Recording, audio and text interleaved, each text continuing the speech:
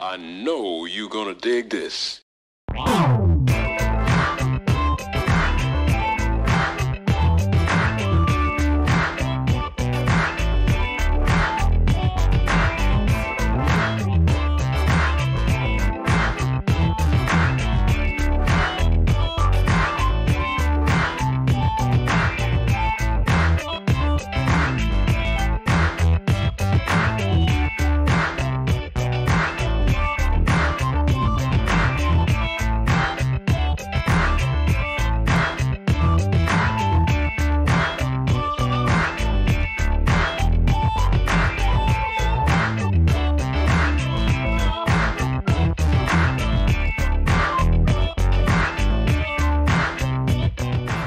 This is Rhine McLin, host of the Funk Music Hall of Fame and Exhibition Center's award-winning show, Funk Chronicles, recorded live here at DATV Studios in Dayton, Ohio. And now, our in-studio guest is Mark Akridge, bass player and the son of the late Mark Adams of the funk group Slave. Hi, Mark. How you doing, Miss How are you? How you doing? Yeah, I'm doing good. It's so good to have you here with us. Yes, ma'am. And this is an opportunity for you to tell your story. Yes, ma'am. And I want to start with, first, how did you get interested in music? And we're going to work our way all the way up to how you developed the band, Son of Slave. Talk about Slave, talk about your dad. Let's talk about your whole musical experience. So I'm going to start off with, when did you first know that you had an interest in music? I guess I don't know. It just went back so far because I've been around all my life. When I was born in '77, that's when Slag came out. My mom and my dad was still in high school. So I was like born into this, like it just, you know, like I said, when I was born in April, Slide album came out a few months before that, around about the same time. And I don't know, my father used to play around me, rehearse around me, bring me all the albums.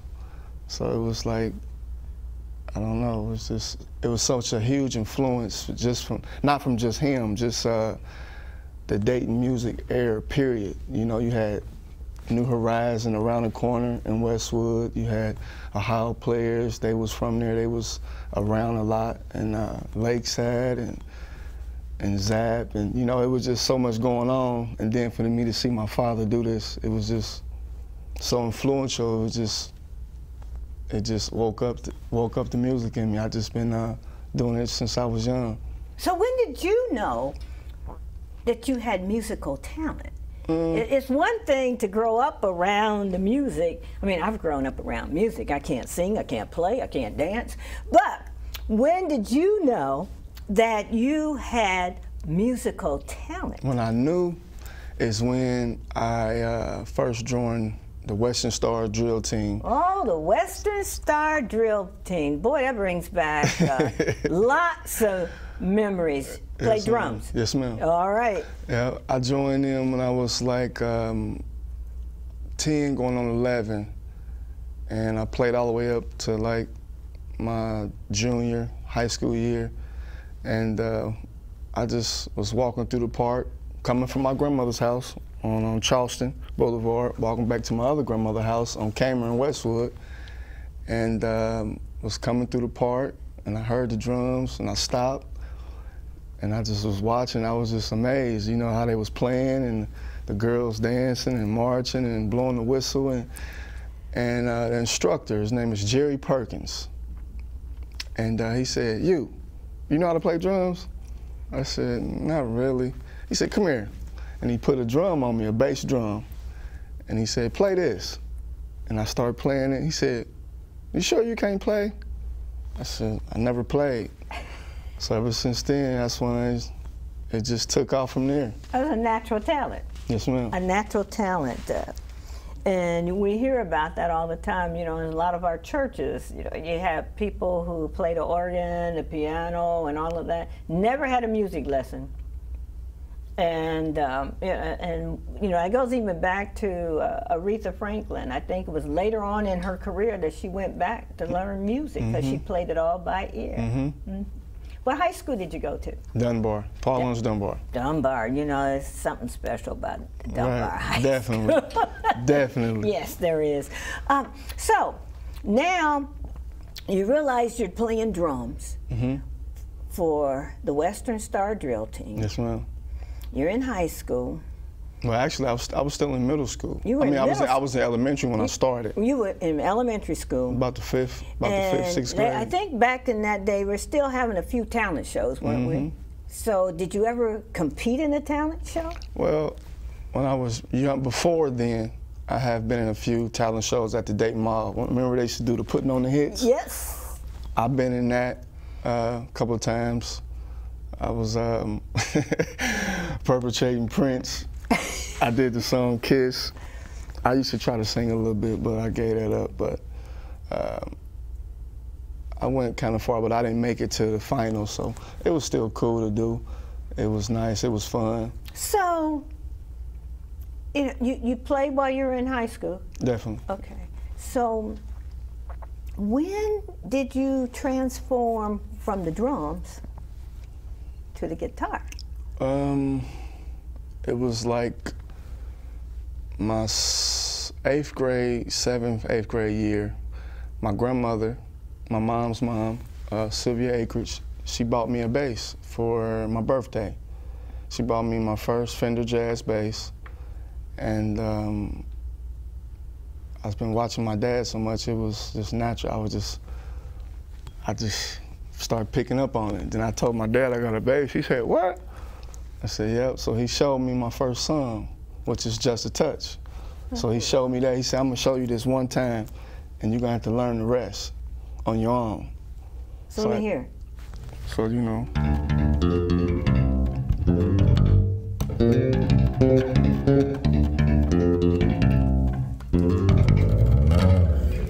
So he showed me. I didn't quite get it. And he wouldn't show me. He said, "You got to figure it out. You're gonna have to learn. You gotta work at it." And I didn't understand at that time. It kind of discouraged me a little bit.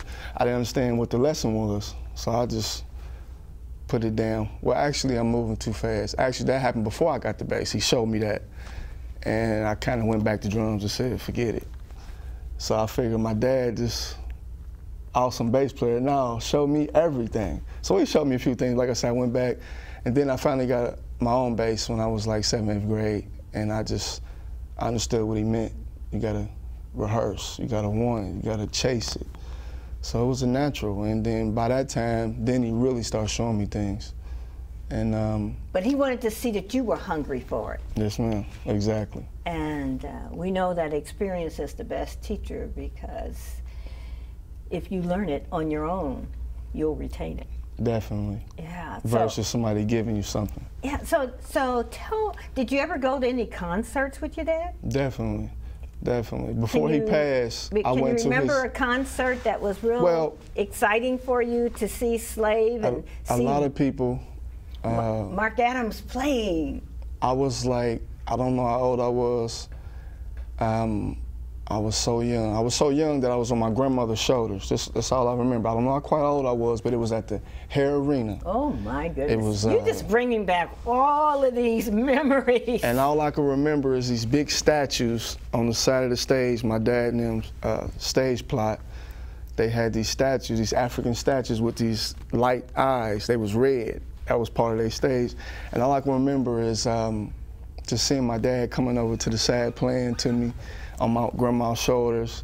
It was Slave, it was Rick James, it was Chocolate Milk, it was, I want to say, Zapp, and I can't quite remember nobody, but I remember Rick James, my dad, Zapp, and the group Chocolate Milk. And there was probably a few others, but like I said, I was young.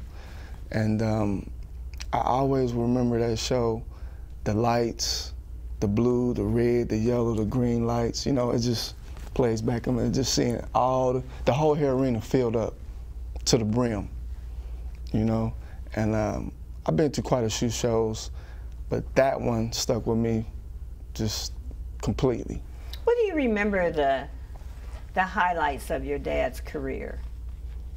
I remember sitting on the floor playing, and I guess I always loved music. I was watching Soul Train, and then all of a sudden, my dad and them came on. Wow. I heard them say, "Yeah, this is Slave." And then they came on playing, and my mom walked in. She was outside, and she heard it. She said, "That's your daddy?" I'm just sitting like, it's like your daddy on TV. And it was Soul Train. Oh. And this was 80-something. And that's when I was like, that's when it kind of dawned on me. I didn't know. Who your daddy was? He just my daddy, yeah, you know? Yeah. Then I knew. Then I started understanding more what was going on. I understand he started pulling. When he used to pull up in limos, I didn't really pay attention to none of that. He in a long car, my daddy, you know? But then I understood what was going on as I started looking at the albums and the pictures and a few things. They was on video vibrations, BET, because I love watching videos. That's what we did back then. We watched videos and listened to music and play albums and cassettes. And then I understood, like, okay, daddy doing things. So, when your father passed, what were you thinking about how you could impact his legacy? Well, at first, it was so many things going through my mind, I don't know. The first thing I really wanted to do was, he would always tell me, I want a headstone. When I pass away, I just want a bass guitar headstone, and I want you to handle it, because I know you'll get it done. And that's what I tried to do. But other things happened. Still in the process of doing that. So,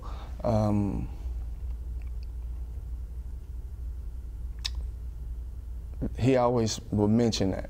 I would tell him, like, man, I don't want to talk about that. Dad, you're gonna be around for a while. We got time. It's all good. You know, I don't want to talk about that, man. I'm telling you, because I know you'll handle it. You're gonna be the one to do this, and I'm like, Dad, you're the star. I'm not. I play, but that's your thing. So, other than the headstone, that was his only request. He would always encourage me to do your music, you know, keep chasing, keep dreaming, keep playing your music. And he had a studio in Columbus where he stayed, and I would go up there and record with him and share ideas and play drums on his tracks and blase, and sing background rap on a few, you know. And it just dawned on me one day, I just wanted to play in the band and play my father's spot, because I knew that the guys was going to put the band back together, a lot of the originals. And I inquired for my daddy's position. And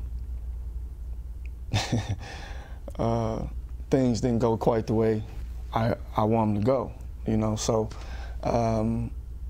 time going by, Were they reluctant to give you his position because you were young, or were they? Well, to be honest, to be all the way honest, to speak from everybody's point of view, they probably didn't feel I was quite ready or experienced enough for the position. Okay. Which I totally understand. None of them have seen me play, heard me play, even know of any of my musical talent, you know, so I understood. But at the same time, I know in my mind what I know, what I could do. So. They didn't give you an opportunity to try? Well, to be honest, yeah and no. A few of the guys, they did pick me up and we had a meeting and we talked. Brought me to the house, we sat down, we talked. They shared a whole lot of old stories about when they was on the road, when they blew up, you know, things like that, and told me when I was born, you know, just things that only people that was there would know. You know, they would share stories and we laughed. And they told me, I'll tell you what we'll do, Mark. We really have these people in mind for your daddy's position, but we'll give you an audition. We'll give you a shot to audition. I said, cool. So, woodshedding, I'm practicing, I'm getting ready. Years went by. Well, I ain't gonna say years, it was just almost a year or so in this, and the way they was going about how to get the band together, I just knew that a lot of things have changed. So it's not a lot of investors to help get the band back together the way they want it, you know. So the band hasn't been out in a while, and me understanding business, I have been manager for different warehouses and stuff, and I understand business. So I understand how people want to return off of their money. You understand what I'm saying? So I understood that, and I'm like, they're not gonna get this thing off the ground the way they want. You know, you guys are legends, but y'all were stars 30 years ago. A lot of people don't know about, you know. So I put together my own cover band of Slave, the version of Slave. And I started doing shows and performing, and it grew. And it grew pretty big. And now I still travel around the country playing. So, yeah, and we're going to go back to that. You said your version of the band. Mm-hmm. And so the version of your band is Son of Slave. Yes, ma'am. Because you couldn't use Slave, could you? Not particularly not without permission of the original owner. Of the original members, correct? Yes. Well, the owner of the trademark. See, it's a difference. Oh, okay, I'm learning. Tell me about that. Well, to everything that's brand, it's an owner to it. Okay.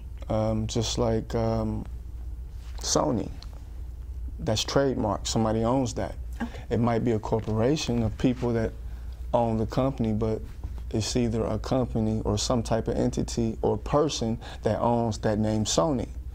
And you can't use that name Sony nowhere without their permission. And so there was an individual who owned the name Slave? Yes, ma'am. His name is Steve Washington. Oh. He's the original member, the leader of the group. And I have done some shows with his permission. And at first, he was still kind of skeptical, and he knew me since I was young, you know, when I was first born. And we talked, and he told me, like, you know, you gotta be ready, you gotta represent the band right. So I auditioned for him, and I sent him a DVD. And it took him about 3 or 4 months. He said, okay. Him and a guy named Jerome Garth. He'd been around the band when they first got on in New Jersey. The guys left Dayton and went to Atlantic in New York, but they stayed with Steve Washington's mom. All of them 17, 18, 19, 16, and they all went to Jersey, and that's how they got the record deal with Atlantic in New York. So they all stayed at Steve Washington's mother's house, all kids. And I don't know how Uncle Steve ended up being a leader, but he was the smart one. You know, he was writing a lot of the songs, starting the songs off and doing things like that, and handling the business and things like that. So I guess he was the smartest one, and he the one that trademarked the name Slave. That is just really fascinating, because I've never, you know, you think of bands and their names, but that's interesting. And now that, before I get too far on, I want to go back to your dad's request for, he must have had a vision about him having a marker on his grave. Yes. And he saw you, are you the oldest? Yes. Okay. You know, with the oldest child generally comes a lot of responsibility. Yes, ma'am, definitely. And so he saw in you that no matter how long it may take, you were going to get it done. But I do recall there was a fundraising drive at one time. Yes, ma'am, it sure was. To raise the money for the marker. Yes, ma'am. Now, I never knew it was supposed to be a guitar marker, but I knew there was a fundraiser for, what happened with all of that? Well, it was a fundraiser. Was that initiated by you? Yes, it was started by me. Okay. It was a fundraiser. It was at the Silver Fox on James H. McGee. Well, you're just an old spirit. You keep bringing back all of these things. Okay, yes. Yes, ma'am. So it was at the Silver Fox on James H. McGee. A lot of musicians came and contributed and performed on this day. And we collected money. And a lot of people from Facebook sent in money too. All together, we raised like a little bit, close to $2,000. So we was still almost $1,000 short from the headstone. Had you ordered the headstone? Well, we had it. Because it didn't have to we be had a designed? design. We had a design. Okay. And without a down payment, you know, things like that don't happen. So,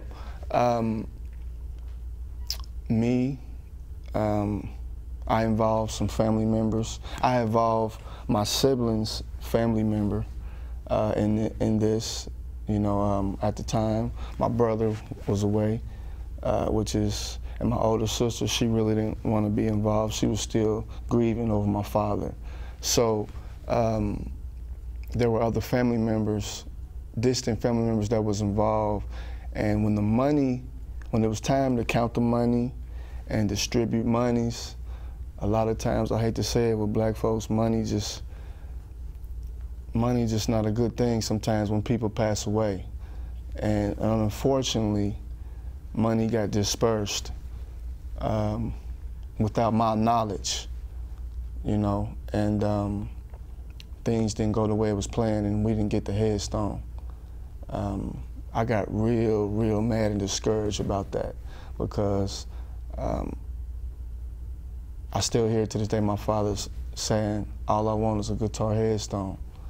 And these are people that have been around my father, that say they love my father, that did this, that did other things with the money other than what it was raised for.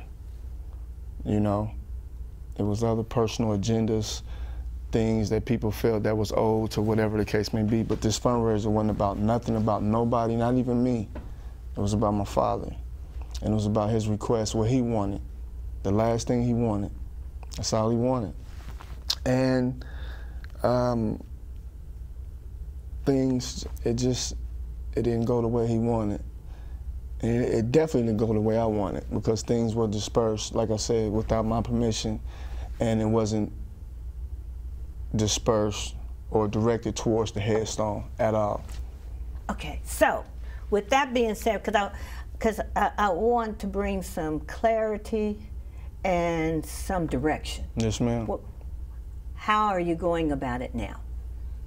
Well, how I'm going about it now is, for a minute I was very upset, disappointed, but I'm going to handle it myself anyway. I will make sure that it's public note that when it's out there, it would be for everybody to go see. It would be something to see. That's a fact. So I appreciate everybody that sent money in, because a lot of people feel like it might have been a scam, and because my name and my face was on the line, and it was like I said, family members in the background that people didn't know that was involved. You know, so a lot of people might feel like, little Mark just did that and ran off with the money and did this and that and this and this. Nah, totally not the case, because I was doing my own thing. I didn't have to raise money from nobody when I was taking care of myself. And I was still working, doing my own thing, had my own business, a carpet cleaning business, things going on like that. But I didn't have $3,000 for a headstone, so I figured we'll perform for the money. Wasn't asking nobody just to give, but people did give. That couldn't make it here. People sent stuff from all over the country, you know. Some people from England, You know, I love my dad. You know, he impacted a lot of people. And a lot of people might feel they don't know, they ain't heard it from me. There's been a lot of things on Facebook and Instagram or whatever the case may be about what I did with the money or what I did. But everybody that's from Dayton, Ohio knows me, know very well it was not true that I ran off with no money at all, not a dime. Well, and you know, I just wanted to make sure that you were able to explain, and that Mark Adams will have a guitar head start. Definitely. And that's one of those things that I believe keeps you going, to make sure that that happens. Yes, ma'am. So now I'm moving fast forward. I'm looking at the guitar. I'm looking at the scarf. So I want you to explain why the scarf is on the guitar. Does the guitar have a name? Nah. You didn't name her? Well, I did. She Baby Cakes. She's Baby Cakes. Okay. Now that because of B.B. King having Lucille. You know, I think everybody's guitar has a name. Yeah. So that's Baby Cakes. It's Baby Cakes. And Baby Cakes has a scarf. And is there something special about Baby Cakes' scarf? Only thing special about it is it's what my father did. He, you know, I just took it and this is how I keep him alive. You know, all my basses are Fenders. That's what my father played. And the scarf, you know, in memory of him, to keep him alive, you know. And it's like, it just empowers me. Just make me feel, when I'm performing, I look at that scarf, I know he's close by. Real close. Right. So, how did you come up with the name Son of Slave? Well, to be honest, it was a lot of people around. My father passed that loved my dad, and they was digging the idea that I was like, I'm gonna put together a cover band. That's what I'm gonna do, you know? And he's like, yeah, you should call it Son of Slide. I'm like, nah, you should call it Son of Funk, or nah. Then another person was like, nah, you should call it Son of Slave. I said, that might be something touching, because we doing the songs, it's a cover song, might as well be something relative to what we doing. I said, that'll be good. I am the son of an original member of Slave. So yeah. So you know, sometimes when we're listening to how things happen, it's the story behind the story is always so fascinating. Sometimes it's complicated, sometimes it's kind of simple, and in this particular case, it just makes sense. Yes, how many members are in the Son of Slave? There's 7 of us. 7 of us. And no, excluding me. What instruments do you have in there? Well, we have all the instruments except for the horn section. That's mostly done on the keyboards. But it's keyboards, drums, guitar, bass, and singers, background singers. Oh, background singers, okay. So where was the last place you all performed? The last place we performed was Mother's Day weekend in Memphis. And how was Memphis? It was awesome. And how were you received? Well, a lot of people, quite a few people don't know my father passed away, and they walk up to me and they be like, man, you sound good, man. You guys, man, I remember when, and I just listen, and then I catch on, I'm like, I'm not Mark Adams, I'm his son. Like, what? I said, yeah, he passed away 2011, you know. And, you know, some of them grieve, and some of them like, man, you sound so much like your dad, man. I didn't know. You know, you look like your dad, you just lighter. Now that I think about it, you know. So they enjoy it. I try my best to make it sound close as to the record as possible, because that's what the people coming to see. And so far, so good. You enjoyed that. I can tell you you really enjoy keeping your dad alive as well as the band. No, definitely. I want to also, I want to say, like I said, it started with my dad, and but I was influenced by not just my dad, but the whole band. Them guys were innovators. They started and created a lot of things that's going on today. Like a lot of them funny sounds that you hear on the rap albums, that came from a lot of stuff my dad and them was doing with bike horns and just unique computer sounds. I mean, unique keyboard sounds that they was doing. And a lot of these guys are trying to implicate that sound to this day. Some get close, some don't, but it's where it came from. And them guys, they started a lot of different things in their own right. You know, a lot of people were influenced by them guys. Not just my dad, but them as a whole. You know, you got Keith Sweat. He sounds so much like Mr. Arrington. You know, and you got Jimmy Jam and Terry Lewis, Teddy Riley. You got a lot of people that just love that sound. You got Snoop Dogg, you got Dre. You know, them guys, like Gin and Juice, they came from walking down the street, you know? So you got a lot of people that were influenced by them as a whole. And so was I, definitely. You know, don't get me wrong, everybody know the bass stands out, and that's my dad. But as a whole, as a group, them guys made magic. Yeah, they did. So what's the rest of the group doing, the original members? Who's left? I can't really speak on that. I don't really know. You don't have any relationship with them? Not really. If I see him, I definitely greet him and speak. What about Washington? Mr. Washington, he's not really, he's kind of ill. He's not really, he's really not just doing that. He's retired. He just chilling, enjoying his life. He done a lot. He's wrote for George Clinton, and he's friends with Whitney Houston. I don't know if he did some stuff with her, but he grew up with a lot of people. He's done a lot of stuff. He had created Aura, created Deja. He did stuff with Mr. Arrington on his album. He's done quite a few things, so he just enjoying the spoils of things that he's already done. He just retired, just chilling. Well, let me ask you this: as truly a young musician, what are the things that you should be focused on?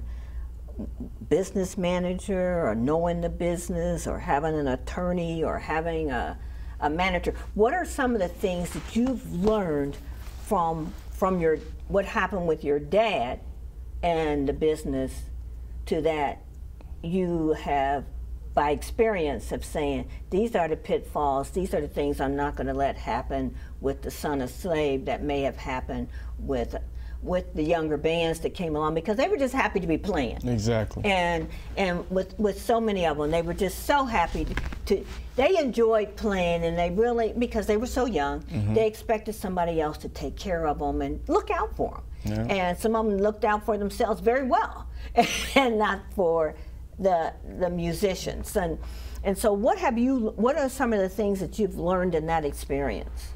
Well, I've learned that there are different levels in this music game. Extremely, if you're on a certain level to where you're dealing with corporate music world, you definitely want to have a proper manager that you can trust, that has your best interests. And with that being said, he has to remember that he works for you, you don't work for him, which a lot of times you notice that it be the other way around. The manager make you feel like you work for them, but without the talent, there is no business.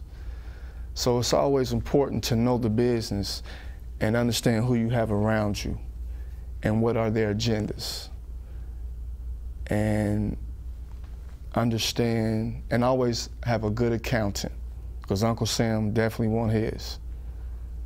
You know, so you want to have an accountant and You want to have a manager that you can trust, that has your best interest, that remembers that he works for you. And if you don't work, he don't get paid. And he's not, he has no reason to be disrespected or feel any type of way to any questions that you have about your money or your business. And that's kind of half of the music business. Playing and being good and being great is still great. That's part of the business. You have to be, that's another part, but it's the business side. Business, that, and just, you gotta love what you do.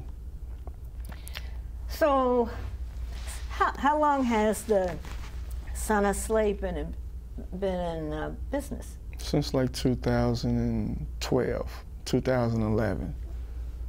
Right after your father passed. Mm-hmm. You started the Son of About Slave. 2012, yeah. Yeah, and so that was the way that you were probably handling your grief. Exactly. Yeah. And now we're talking 2019. What were some of the growing pains from going from 2012 to today? Well, you've had some. Definitely, definitely. Just a lot of things. My father was a superstar. Was in a superstar band.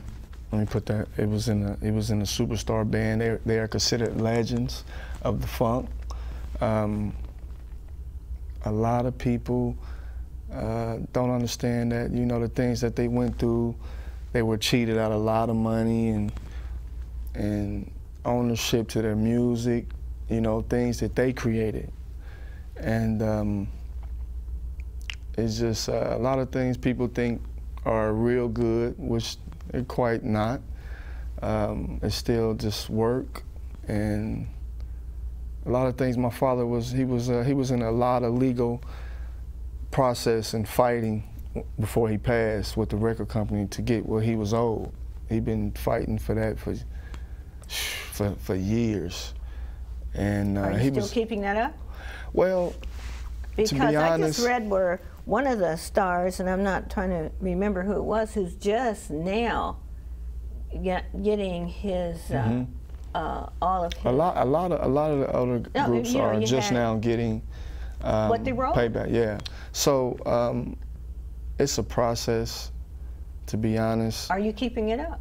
You didn't answer my question. Me, I can't keep it up because my father was in a band, which is an entity. So it's just not him. It's all of them. But are all of you, including you, pursuing justice in this area? Well, yeah.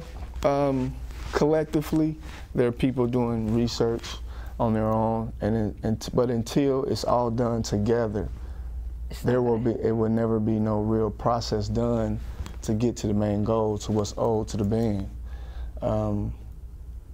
Them guys do deserve to be paid for what they did. They did a lot of great things, you know. So it's going to take, you know, all the guys to get together, you know, and just band up and go after the record company together, not separate, because they're not going to pay nobody separate because nobody did nothing by themselves.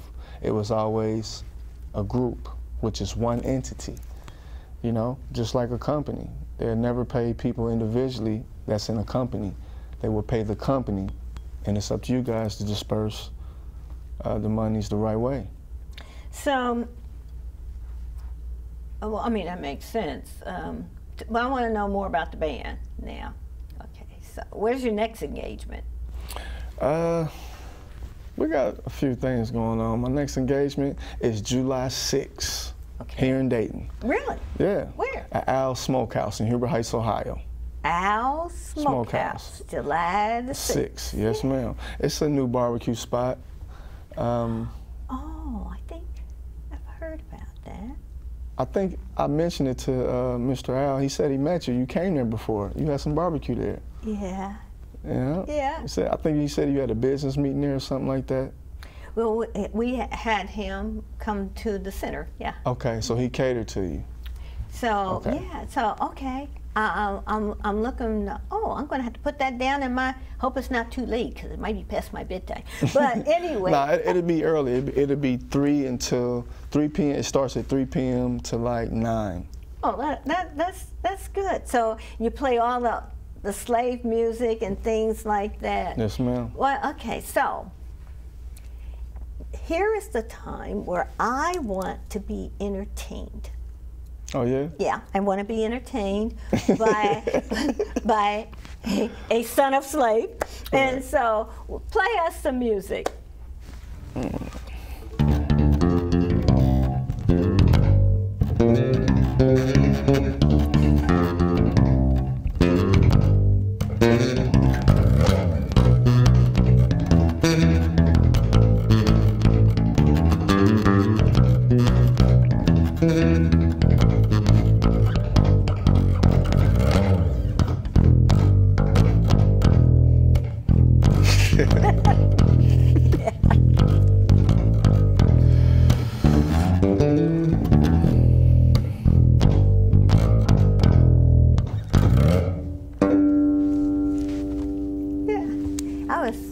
Getting into that. Thank you so much. I really do appreciate that. There's about 3 things I would like to ask. Yes, ma'am. Okay.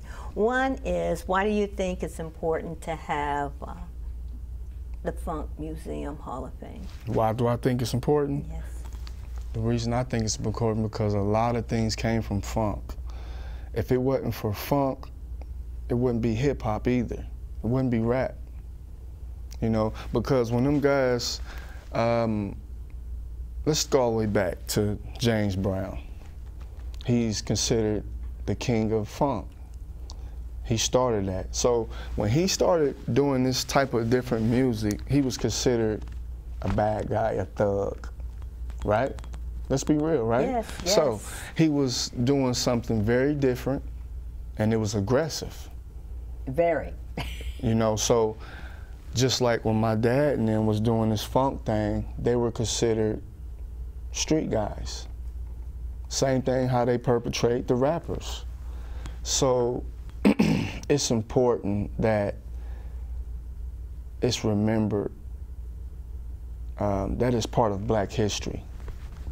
The Funk Museum is part of Black history, little do we know it or not. It really is. It's history, and it's important that we keep notes and educate everybody that's after us about where things came from, that we can remember, that we know of. We can't go too back far in Black history about certain things, but things that we know of, we should document and share. That way, the younger people can take the torch and move forward, like they always have. Like you. With the rap, exactly. Like you. Yeah. Yeah. So, and I mean, you're a prime example of understanding where we've been with the history and taking it and keeping it alive and moving it forward. And I think that sometimes we miss not knowing our story, not understanding our history. Mm-hmm. And I think that is so important on why having you here on Funk Chronicles is to tell the story, mm-hmm. to let people know who you are, what it's about. And if we don't do it, who's going to do it? Exactly. Who's going to tell the story? Exactly. And I think that also if when you move forward on letting folks know about your dad's marker, you know, this is a venue that perhaps would... I definitely would love to come back and share that with you guys. And do that. And then, you know, you never know. One of the things that we need to be thinking about as musicians and those who have that ability, that we need to really claim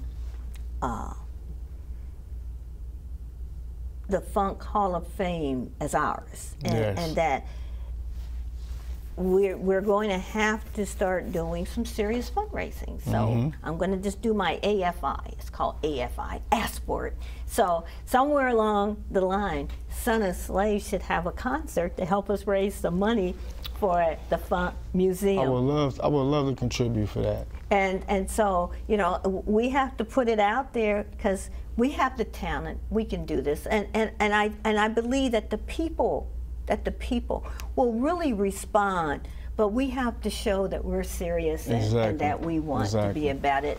And you know, the other thing that, Mark, that's so exciting about having you is that you're young. I mean, compared to some of the guys that I have, you know, that I speak to in with the funk, you know, they've been around, but you're old soul though too, Mark. I have to say, you brought back more memories talking to you than I do with some of my old guys. And so, but anyway, that the fact that it's important for young people to see that the transformation of all of this is all connected. Yes. You know, from the, I mean, we know from James Brown, Prince picked up some of his dance steps. Exactly. And Michael Jackson. And Michael Jackson, and just the tightness of a band. You know, of a band, and that you got to think about African Americans during this whole era. Segregation, Jim Crow, but their music survived. A huge impact. The music was an impact on how people felt about themselves and community. You know, even to the point of you have a Marvin Gaye singing "What's Going On." You could sing that same song today, and you wouldn't know that it was done back when it was. When a war was going on. War. What's it good for? People get ready, the impressions, all of that music, and sociologically, they'll tell you that if you listen to the music, it will tell you the story of how the society is feeling about it. Exactly. Yes, ma'am. Yeah. So, I can't thank you enough for being here today. You don't have to thank me. I'm glad to be for you having me here, to even ask me. Oh, and thank you so much. And it's been such a pleasure. And we have some young people in the audience today, and I hope that they have learned something about music and what it takes to be there. And I want you to play, and I'm going to get ready to wrap this up, but I got to let you play a little more before I wrap it up, because I like the music. A little more. I want more.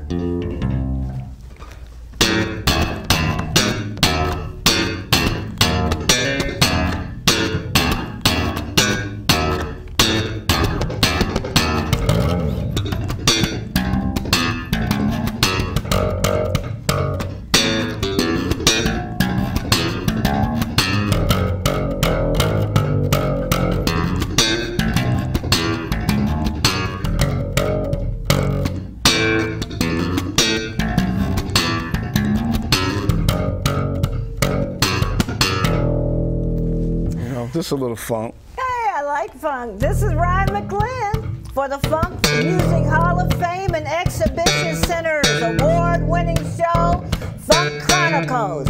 Until the next time, keep it funky.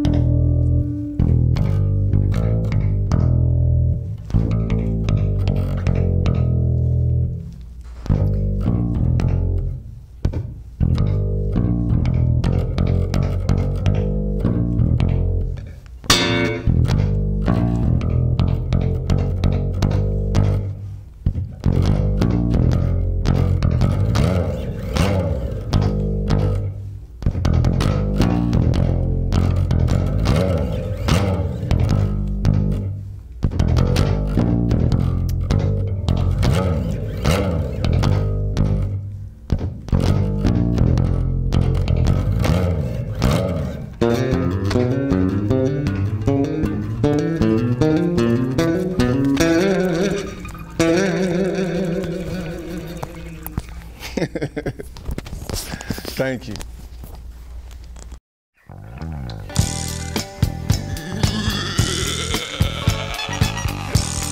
They call me Drac. Here I come, baby. I ain't gonna bite you. I just want you to hang on. All right.